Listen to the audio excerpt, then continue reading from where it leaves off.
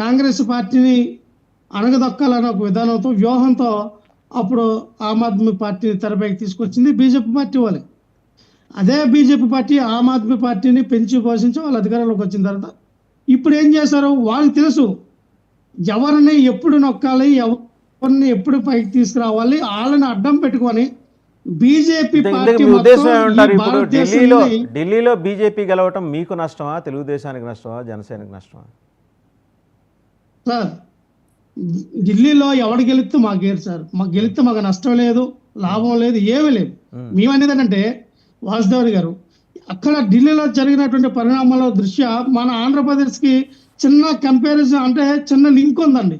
ఎందుకు లింక్ ఉందని చెప్తా ఉన్నానంటే, అక్కడ మహారాష్ట్రలో జరిగినటువంటి మహారాష్ట్రలో ఎలాగైతే అక్కడ పాగా వేసిందో బీజేపీ, ఎలాగైతే అక్కడ బాల్ ఠాక్రే గారిని వాళ్ళ యొక్క కుటుంబాన్ని ఇబ్బంది పెట్టి ఆ పార్టీని రెండిట్లుగా చీల్చేసి అన్నాడి బీజేపీ ఎలాగైతే పాగా వేసిందో, ఎలాగైతే మళ్ళీ ఇప్పుడు ఢిల్లీని కైవసం చేసుకుందో, రేపొద్దున ఆంధ్రప్రదేశ్ని పవన్ కళ్యాణ్ గారినో చిరంజీవి గారినో అడ్డం పెట్టుకొని అటు టీడీపీని ఇటు ఎవరిలో అడ్డం పెట్టుకొని, లేకపోతే మన సాంప్రదాయ ఓటు ఏదైతే ఉందో మనకి జనాలు ఎలాగో ఓట్లు వేయరు కాబట్టి, మనం జనాలు వేసిన ఓట్లతో మనం గెలం కాబట్టి ఈవీఎం ట్యాంపరింగ్ చేసుకుని వెళ్ళిపోతే ఈ దేశంలో ఉన్నటువంటి ఆ రాష్ట్రాలన్నీ మనం వశమైపోతే రేపు రాబోయే కాలంలో డాక్టర్ బిఆర్ అంబేద్కర్ రాసినటువంటి ఈ భారత రాజ్యాంగాన్ని మార్చడానికి చేసినటువంటి కుట్రలో భాగంగా ఇది నడుస్తూ ఉంది.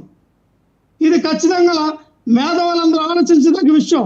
ఎందుకంటే వాళ్ళకి కన్ను సొట్టపోయి ఏదో అన్నట్టుగా గుడ్డిదయ్యింది అన్నట్టుగా కాంగ్రెస్ ఇండియా కూటమికి ఈసారి కొంచెం ఎక్కువ సీట్లు వచ్చి వాళ్ళకి తక్కువ సీట్లు వచ్చాయి కాబట్టి భారత రాజ్యాంగ విషయం ఎత్తట్లేదు. కానీ రేపు లేదు జమిలీ ఎన్నికలు తీసుకొచ్చి లేదా ఇదే ట్యాంపరింగ్ చేసుకొని మొత్తం భారతదేశంలో ఉన్నటువంటి రాష్ట్రాలన్నీ ఆలయాధికారంలోకి వచ్చి భారత రాజ్యాంగాన్ని మార్చే ప్రణాళికలు జరుగుతున్నాయా అని ఆలోచించాలి.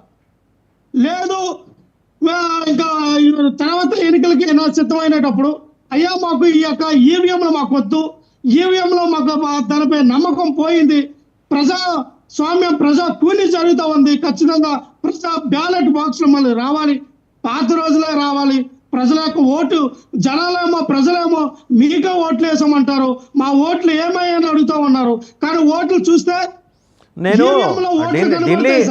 ఢిల్లీ లక్ష్మణరావు గారు, నేను అడుగుతున్నది ఏంటంటే ఢిల్లీ వ్యవహారాన్ని మీరు తెలుగు రాష్ట్రాలకు ఎలా లింక్ చేస్తూ వస్తున్నారు? వాళ్ళ అవసరాల కోసం ప్రాంతీయ పార్టీలను తయారు చేస్తారు, వాడేసుకున్న తర్వాత విసిరి టిష్యూ పేపర్ లాగా అవతల పారేస్తారనేది ఒక అబ్జర్వేషన్. అలాంటి పరిస్థితి ఆంధ్రప్రదేశ్లో ఏ పార్టీకి వచ్చే అవకాశం ఉంది అని అడుగుతున్నా నేను. మనం ఈ జనసేన పార్టీ మునుగుపోతూ ఉంది. జనసేన పార్టీని టిష్యూ పేపర్ లాగా వాడుకొని వదిలేయడానికి ఆ యొక్క పావుగా బీజేపీ నాయకులు వాడుకుంటూ ఉన్నారు. జనసేన పార్టీ టిష్యూ పేపర్ గా మిగిలిపోద్ది. అవసరమైతే టీడీపీని కూడా జనసేన పార్టీతో టీడీపీని కూడా బంధులు పెట్టడానికి అవుతారు.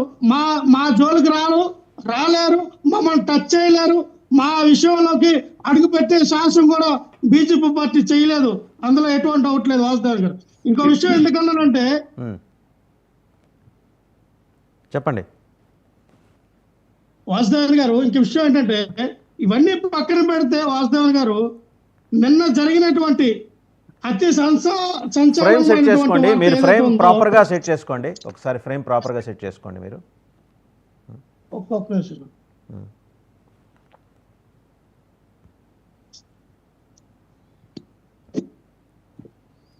ఓకేనా అండి? రైట్, చెప్పండి.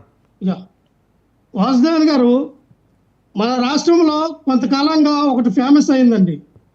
అదేంటంటే